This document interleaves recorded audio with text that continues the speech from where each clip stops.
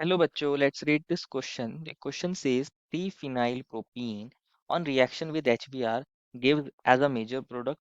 बच्चों हमें यहाँ चार कंपाउंड दिए गए हैं ए बी सी डी और हमसे पूछा गया है कि अगर हम 3-phenyl प्रोपीन को ट्रीट कराते हैं HBr के साथ रिएक्ट कराते हैं तो वहाँ पे हमारा मेजर प्रोडक्ट कौन बनेगा और हमें इन ऑप्शंस में से बताना है हमारा मेजर प्रोडक्ट। तो फर्स्ट ऑफ ऑल बात करते हैं इस क्वेश्चन में बच्चों हमारे की कंसेप्ट के बारे में। और की कंसेप्ट क्या होगा बच्चों, हमारे पास electrophilic addition, electrophilic addition of HX to alkene, of HX of HX to alkene to alkene।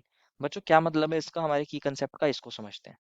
हम क्या करने वाले हैं, जब हम एल्कीन्स को रिएक्ट कराते हैं हेलोजन एसिड्स के साथ, किसके साथ ट्रीट कराते हैं, हेलोजन एसिड को के साथ ट्रीट कराते हैं हमारी एल्कीन को। ये एल्कीन है और ये हमारा हेलोजन एसिड है। दैट मीन्स ये H हाइड्रोजन है और X क्या है, यहाँ पे हेलोजन है, जैसे कि हमारा HBr, HCl, HF। तो हम क्या करते हैं, जब एल्कीन्स को HX के साथ रिएक्ट कराते हैं, हेलोजन एसिड के साथ रिएक्ट कराते हैं, तो यहाँ हमें एडिशन रिएक्शन देखने को मिलती है और ये एडिशन रिएक्शन होती है हमारे पास इलेक्ट्रोफिलिक एडिशन रिएक्शन। क्या होती है, इलेक्ट्रोफिलिक एडिशन रिएक्शन, क्योंकि इसके अंदर हमारा इलेक्ट्रोफाइल पहले ऐड होता है, इसलिए इस रिएक्शन को इलेक्ट्रोफिलिक एडिशन रिएक्शन बोलते हैं। तो देखते हैं हमारे पास किस तरह ये रिएक्शन होगी। हमें मिला है 3-phenyl प्रोपीन।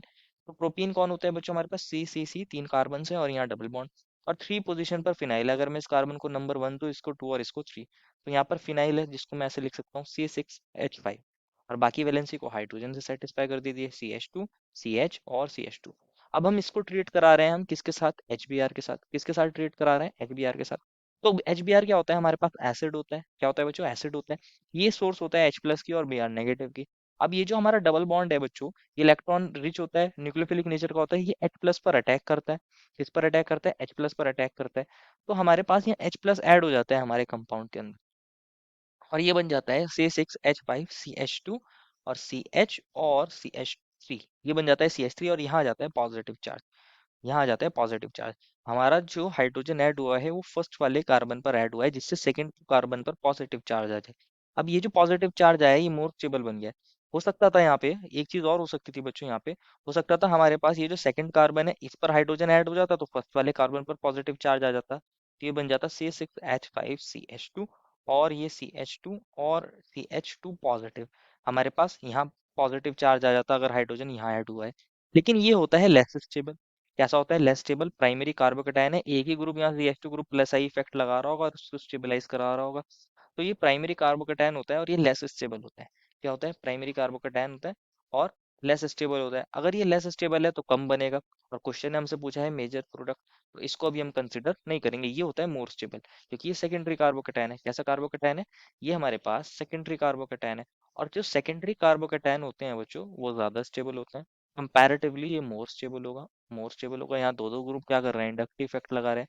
हाइपर कॉन्जुगेशन से भी इसको स्टेबलाइज कर सकते हैं, प्लस आई इफेक्ट लगा रहे हैं, तो ये स्टेबल होगा। लेकिन ये जो कार्बोकेटायन बना है बच्चों, ये फर्दर रीअरेंज हो सकता है। ये फर्दर रीअरेंज हो सकता है। क्या मैं इसको ऐसे लिख सकता हूँ, C6H5 को मैं ऐसे लिख देता हूँ, ये double bond double bond double bond, और यहाँ हमारे पास CH2 है जिसको मैं ऐसे लिख देता हूँ, ये हाइड्रोजन है और एक हाइड्रोजन ये रहा, और यहाँ हमारे पास CH पॉजिटिव बना था और ये CH3 बना था। ये कार्बोकेटायन हमारा बना था, यही बना था। अब इसके अंदर क्या होता है, फर्दर रीअरेंजमेंट होता है। क्या होता है फर्दर रीअरेंजमेंट, ये हाइड्रोजन अपने दोनों इलेक्ट्रॉन यहाँ लेकर चला जाता है, इसके ऊपर शिफ्ट हो जाता है। इस शिफ्ट को बोलते हैं 1 2 हाइड्राइड शिफ्ट। क्या बोलते हैं इस शिफ्ट को, 1 2 हाइड्राइड शिफ्ट। अब ऐसा क्यों हुआ है इसको भी समझते हैं। तो अगर हमारे पास ये शिफ्ट हो जाएगा तो हमारे पास यहाँ बन जाएगा CH पॉजिटिव, ये रिंग थी हमारी, और यहाँ आ जाएगा CH2 CH3। क्या हो रहा है, CH2 CH3। ये शिफ्ट क्यों हुआ है, ये नया कार्बोकेटायन क्यों जनरेट हुआ है, इसको समझते हैं। ये जो कार्बोकेटायन बना है ये मोर स्टेबल है। ये कैसा है, मोर स्टेबल, बहुत ज्यादा स्टेबल होता है as compare to this one. हमारे पास ये वाला जो है very very more stable, very more stable, ये पहले वाले से भी ज्यादा स्टेबल है, इसलिए ये रीअरेंजमेंट हुआ है। अब ये पहले वाले से ज्यादा रीअरेंजमेंट स्टेबल क्यों होता है, इसको भी समझ लेते हैं बच्चों। हमारे पास बना था ये वाला कार्बोकेटाइन CH2 CH3, और यहाँ हमने देखा था ये CH पॉजिटिव बन गया है। ये हमारे पास क्या है, बेंजीन रिंग, ये double bond double bond double bond. तो होता क्या है, यहाँ पर ये जो पॉजिटिव चार्ज है, ये हमारा जो कार्बोकेटाइन बना है बेंजाइल कार्बोकेटाइन है, और ये जो डबल बॉन्ड है अगर ये यहाँ शिफ्ट हो जाए तो हमारे पास ये बन जाएगा CH, और यहाँ CH2 था, ये CH3 था, और ये डबल बॉन्ड बन जाएगा, और यहाँ बेंजीन रिंग के ऊपर पॉजिटिव चार्ज आ जाएगा, और ये डबल बॉन्ड डबल बॉन्ड। तो ये जो कार्बोकेटाइन है हमारे पास रेजोनेंस स्टेबलाइज होता है। रेजोनेंस की वजह से स्टेबलाइजेशन इसको मिलता है। ये पाई बॉन्ड यहाँ शिफ्ट हो जाएगा, तो अगेन पैरा पोजिशन पर कौन आ जाएगा, पॉजिटिव चार्ज, ये डबल बॉन्ड और ये डबल बॉन्ड सी एच, और ये C H two C H three, हम ऐसे लिख सकते हैं। अगेन इसका एक और रेजोनेटिंग स्ट्रक्चर बन सकता है, ये इधर मूव कर जाए तो हमारे पास यहाँ ऑर्थो पे अगेन पॉजिटिव चार्ज आ जाएगा, ये डबल बॉन्ड, ये डबल बॉन्ड और ये double bond C H two C H three, C H two C H three.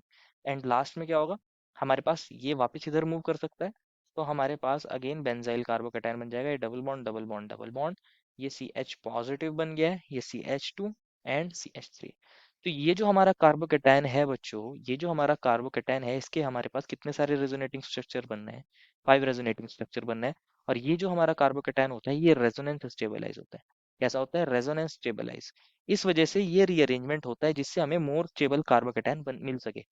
ये मोर स्टेबल कार्बोकेटायन होता है, रेजोनेंस स्टेबलाइज होता है। इस वजह से हमारा कार्बोकेटायन यहाँ रीअरेंज हो जाता है, जिससे वो ज्यादा स्टेबल कार्बोकेटायन के अंदर फॉर्म हो सके। अब ये हमारा कार्बोकेटायन बन गया है। अब क्या होगा, हमारे पास बी आर नेगेटिव हमारे पास प्रेजेंट है। B R negative as a nucleophile यहाँ अटैक करता है, इसके साथ बॉन्ड बना लेता है, तो यहाँ एडिशन प्रोडक्ट बन जाता है। ये सी एच थ्री था, ये सी एच टू था, ये सी एच, और यहाँ बी आर आ गया है। और बच्चों हमारे पास यहाँ क्या था, ये हमारी बेंजीन रिंग थी, ये बेंजीन रिंग थी। तो ये जो प्रोडक्ट बना है, ये मेजर प्रोडक्ट बना है। मेजर बना है क्योंकि यहाँ हमारा मेजर कार्बोकेटायन बना था, जो ज्यादा स्टेबल था वो ज्यादा बना था, तो ये हमारा मेन प्रोडक्ट यहाँ पे होता है, मेजर प्रोडक्ट। तो अगर आप देखोगे बच्चों, हमारे पास जो प्रोडक्ट बना है ये कौन है, इसको हम ऐसे लिख सकते हैं क्या, ये C6H5 बेंजीन रिंग है, और फिर सी एच है, और इस सी एच से कौन अटैच था, बी आर अटैच था। फिर हमारे पास सी एच टू था और सी एच थ्री था, तो ये प्रोडक्ट बना है हमारे पास। इसको अपने ऑप्शन में देखते हैं, C6H5CH, Br CH2CH3। ये हमें ऑप्शन नंबर बी में दिया है। ऑप्शन ए में हमें दूसरे वाले कार्बन पर दिया था बी आर अटैच, तो ये तो नहीं बनेगा मेजर प्रोडक्ट। सी में अगर आप देखोगे तो प्राइमरी वाले पर बनना है, ये भी हमारा मेजर नहीं था। अगर आप डी में देखोगे बच्चों, तो हमारे पास क्या हो रहा है, एल्कीन बन रही है, तो ये तो यहाँ प्रोडक्ट ही नहीं बनता।